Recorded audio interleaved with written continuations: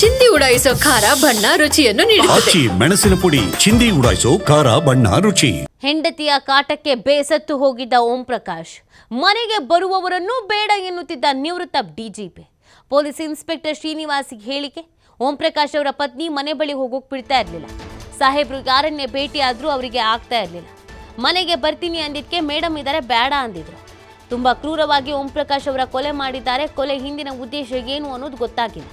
ಕುತ್ತಿಗೆಗೆ 2 ಬಾರಿ ಇರಿದು ತಲೆಗೂ ಚಾಕುವಿಂದ ಚುಚ್ಚಿ ಕೊಲೆ ಮಾಡಲಾಗಿದೆ ಅಂತ ಪೊಲೀಸ್ ಇನ್ಸ್ಪೆಕ್ಟರ್ ಶ್ರೀನಿವಾಸ್ ಈ ಹೇಳಿಕೆಯನ್ನು ಕೊಡ್ತಾ ಇದ್ದಾರೆ. ಶ್ರೀನಿವಾಸ್ ಅವರು ಓಂ ಪ್ರಕಾಶ್ ಅವರ ಜೊತೆಗೆ ಉತ್ತಮವಾದಂಥ ಒಡನಾಟವನ್ನು ಇಟ್ಕೊಂಡಿದ್ರು ಅನ್ನೋದು ಗೊತ್ತಾಗ್ತಾ ಇದೆ. ಯಾವಾಗಲೂ ಕಾಲ್ ಮಾಡಿ ಮಾತನಾಡ್ಕೊಳ್ತಾ ಇದ್ದಂತೆ, ಅದೇ ಥರ ನೆನ್ನೆನೂ ಕಾಲ್ ಮಾಡಿ ಮಾತನಾಡಿದ್ದಾರೆ. ಆ ಸಂದರ್ಭದಲ್ಲಿ ಸ್ವಲ್ಪವೂ ಕೂಡ ಅನುಮಾನ ಬಂದಿಲ್ಲ. ಅಂದರೆ ಅವರು ಆ ಥರ ಏನು ಮಾತಾಡಿಲ್ಲ, ಮನೇಲಿ ಕಿರಿಕಿರಿ ಆ ಥರದ್ದು ಏನೂ ಹೇಳಿಲ್ಲ. ಬಹಳ ಖುಷಿಯಿಂದ ಬಹಳ ನಗು ಮೊಗದಿಂದಲೇ ಮಾತಾಡಿದ್ರಂತೆ. ಮನೆಗೆ ಬರ್ತೀನಿ ಅಂದಿದ್ದಕ್ಕೆ ಬೇಡ ಮೇಡಮ್ ಇದ್ದಾರೆ ಅಂತ ಹೇಳಿದ್ರಂತೆ. ಮತ್ತು ಈ ಹಿಂದೆನೂ ಕೂಡ ಈ ಥರ ಮೇಡಮ್ ಇದ್ದಾರೆ ಬೇಡ ಅಂದಿದ್ದಿದೆ ಅನ್ನೋದನ್ನು ಅವರು ಇಲ್ಲಿ ನೆನಪಿಸ್ಕೊಳ್ತಾ ಇದ್ದಾರೆ. ಪೊಲೀಸ್ ಇನ್ಸ್ಪೆಕ್ಟರ್ ಶ್ರೀನಿವಾಸ್ ಓಂ ಪ್ರಕಾಶ್ ಅವರ ಜೊತೆಗೆ ಒಂದೊಳ್ಳೆ ಬಾಂಧವ್ಯವನ್ನು ಬಾಂಡಿಂಗನ್ನು ಇಟ್ಕೊಂಡಿದ್ರು. ಇವತ್ತು ಈ ಕೊಲೆ ಪ್ರಕರಣಕ್ಕೆ ಸಂಬಂಧಪಟ್ಟಂತೆ ಈ ರೀತಿಯಾಗಿ ಪ್ರತಿಕ್ರಿಯೆ ಕೊಡ್ತಾ ಇದ್ದಾರೆ.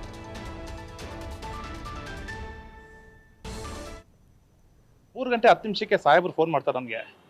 ನಾನು ಯಾಕಂದರೆ ಇತ್ತೀಚೆಗೆ ಸ್ವಲ್ಪ ಆರೋಗ್ಯದಲ್ಲಿ ಸ್ವಲ್ಪ ಏರುಪೇರು ಆಗಿರುತ್ತೆ ಅವ್ರಿಗೆ.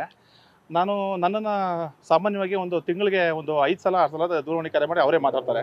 3 ಗಂಟೆ 10 ನಿಮಿಷಕ್ಕೆ ಮಾತಾಡಿ ತುಂಬ ಹ್ಯಾಪಿಯಾಗಿ ಮಾತಾಡಿದ್ರು. ತುಂಬ ಚೆನ್ನಾಗಿ ಮಾತಾಡಿದ್ರು. ಈ ದಿವಸ ನನಗೆ ಭಾಳ ಒಂಥರ ಖುಷಿ ಆಯಿತು. ಸರ್ ನಾಳೆ ನಾನು ಭೇಟಿ ಮಾಡ್ತೀನಿ ಸರ್ ಮನೆ ಹತ್ರ ಬಂದು ಅಂತ ಹೇಳಿದೆ. ಶ್ರೀನಿವಾಸ್ ಬೇಡ ಶ್ರೀನಿವಾಸ್ ಅಂದರು. ಸರ್ ಯಾಕೆ ಅಂತ ಕೇಳಿದೆ. ಬೇಡ ಶ್ರೀನಿವಾಸ್, ಅದು ನಿಮ್ಗೆ ಗೊತ್ತಿದೆ, ಮನೆ ಹತ್ರ ಬೇಡ ಮೇಡಮ್ ಅವ್ರು ಇರ್ತಾರೆ ಅಂತ. ನನಗೆ ಆವತ್ತು ಒಂದು ಲಾಸ್ಟ್ ಟೈಮ್ ಒಂದು 2 ಮಂತ್ ಬ್ಯಾಕ್ ಬಂದಾಗೂ ನನಗೆ ಸ್ವಲ್ಪ ಒಂಥರ ಬೇಸರ ಆಯ್ತು ನನಗೆ.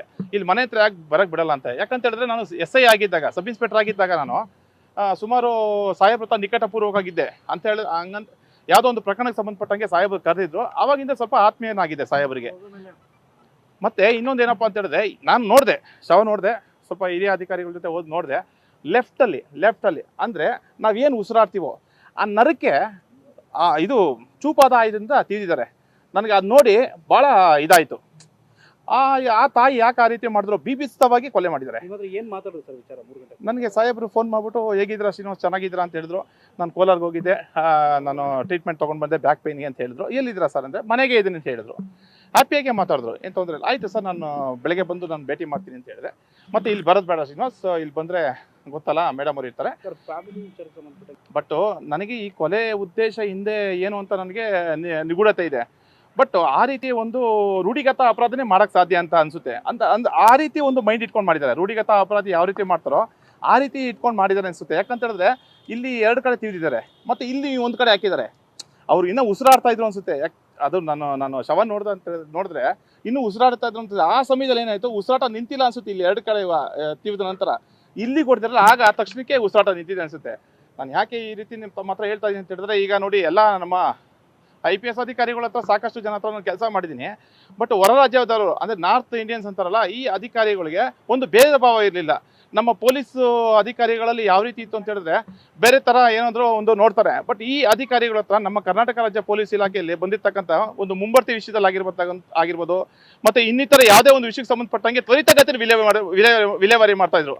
ಭಾಳ ಹತ್ರದಿಂದ ನೋಡಿದ್ದೀನಿ. ನನಗೆ ಇವತ್ತು ಎಷ್ಟು ನನಗೆ ಘಾಸಿ ಆಗಿದೆ ಅಂತ ಹೇಳಿದ್ರೆ, ಆ ಸಾಹೇಬ್ರ ಹತ್ರ ಈ ಸಾಹೇಬ್ರನ್ನ ಅನಿಸ್ತಾ ಇತ್ತು ನನಗೆ. ಈಗ ಈ ಸಾಹೇಬ್ರನ್ನ ಅತಿ ಆಗಿರೋದು ಅನಿಸ್ತಾ ಇತ್ತು. ಅಷ್ಟೊಂದು ಬೇಜಾರಾಗ್ತಾ ಇತ್ತು ನನಗೆ, ಇದಾಗ್ತಾ ಇತ್ತು.